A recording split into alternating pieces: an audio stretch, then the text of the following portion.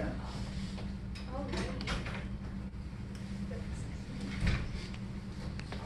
So dealing with 20 crazy 6- and 7-year-olds doesn't sound like the best kind of day, but once you get to know them and realize that you're part of their education forever, makes it all worth it.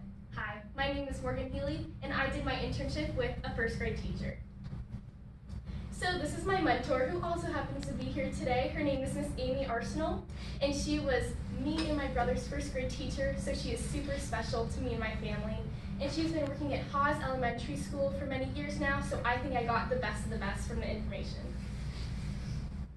So I didn't just sit back in a class and watch. I learned. I really did. I learned so much new information that I never thought I would learn in my life. And some of the things I learned were different teaching skills. So one teaching skill that I really loved was the I do, we do, you do. And it is basically just how it sounds. I, the teacher, am going to do something, you as the class are going to do something, and then you as the students are going to do something. So we are actually going to practice that right now. I know I was supposed to be doing all the work up here, but right now you guys are going to get your math brains going, and we're going to do a little bit of a math lesson. So I have some worksheets for you guys. It might look a little difficult at first, but don't worry, we're going to get through it together. I was told there would be no math. All right. So first thing we're going to start out, I, the teacher, am going to do a problem for you guys. So in total, I know that there's 5 blocks on top and 5 on the bottom. And 5 plus 5 equals 10. So we're looking for 10 blocks in total. So I'm going to count the circles I have. 1, 2, 3, 4, 5, 6, 7. So I have 7 circles, but I need 10. So I'm going to count the rest and see how much I need to make 10. 1, 2, 3. So now I know that 7 plus 3 equals 10. So now the we part, we as a class are going to do a problem. So if you guys could raise your hand, how many circles are we looking for in total? Yes. We're looking for 6 circles. In total, so how many blocks in total? 10. Yes, 10 in total, awesome job. I know it's a little while ago when you guys learned this math, but we're gonna get through it. So 10 in total. So let's count as a class how many circles we have to start out with. 1, 2, 3, 4. We have 4 circles right now. So 4 plus what equals 10? Let's count the rest to see how many. 1, 2, 3, 4, 5, 6. Awesome, you guys. So now we know as a class that 4 plus 6 equals 10. You guys are catching on pretty fast. So you guys are going to do the next problem by yourself, but I'm going to give you a challenge. You're going to raise your hand and answer it in 2 seconds. Ready? 1, 2. Yes. Do you want just the answer? Just the answer. 2. Awesome job. You guys caught on. Great job as a class. All right. The next thing I learned was how to create a daily agenda. So teachers with 26 and 7-year-olds can't just throw their hands up in the air and teach whatever they want to teach. There is a method to their madness. So on the daily agenda, this is what was on Miss Arsenal's whiteboard. So teachers can do this in many ways. They can put in a daily planner or workbooks that they have, but she chooses to put it on the whiteboard so she can see it at all times. So some things on the board: spelling test, keyboarding, literary composition, math. You might have not caught on to this, but all of these super important key details happen before lunch. And that is a huge thing in early elementary, because these 6 and 7-year-olds, after they just had lunch and had recess, they're not going to want to come back into a class, sit, and be lectured. They're going to want to do something, so really getting these key information and topic points before lunch is necessary. And then as you can see after lunch, it's clean up, pack up, and then library time. And usually after lunch, it'll be something like that, or science, or arts, to really get their mind going after they just had a great time at lunch and recess. And as you can see, bolded in red is an assembly. So putting important and key details on the board like this, such as assembly, or when they go to music, or different meet the masters, this is really a key detail to remember throughout the day. The next thing I learned is about first grade standards. As I mentioned before, teachers can't just teach whatever they want to teach.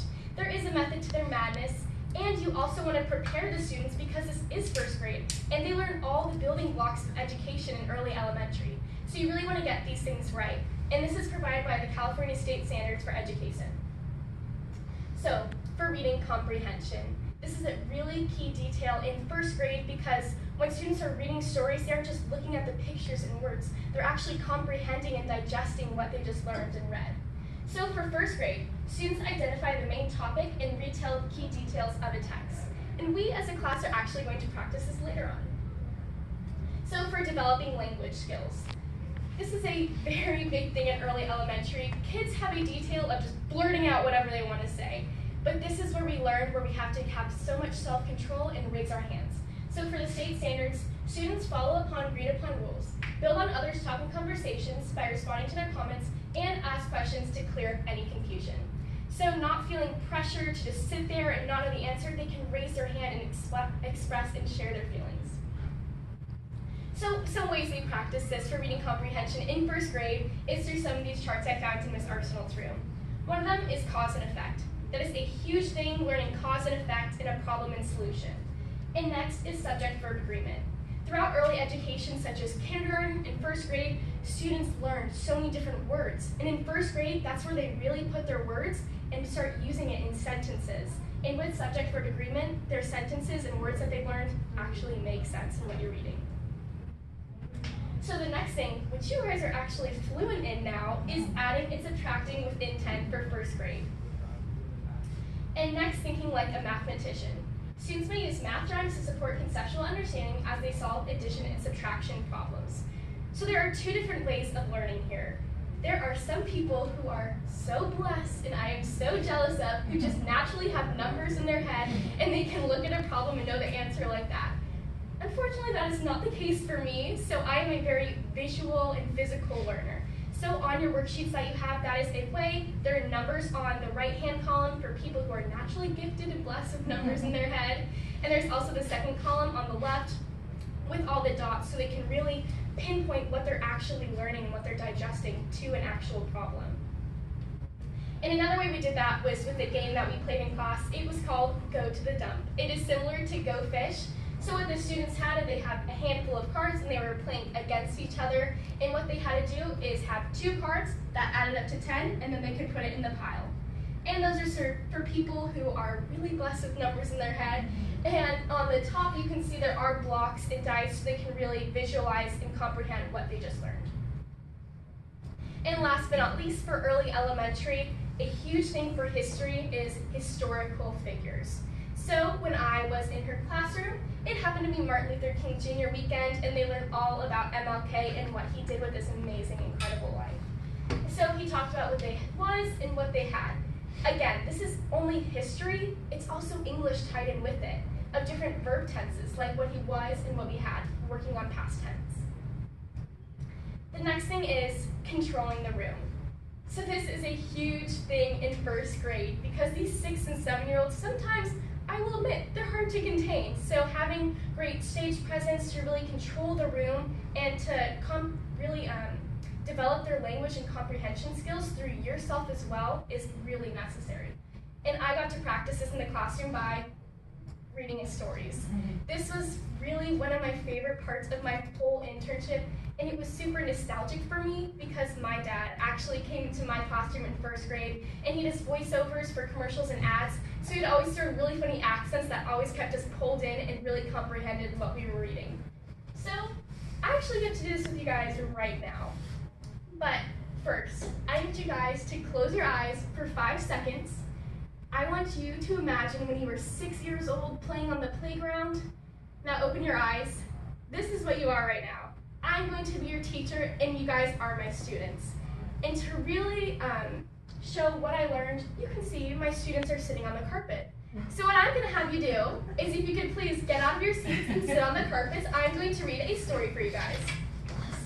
Do we get to take a nap? Crisscross applesauce? Oh, absolutely. All right, class. I have a very awesome story to read to you today.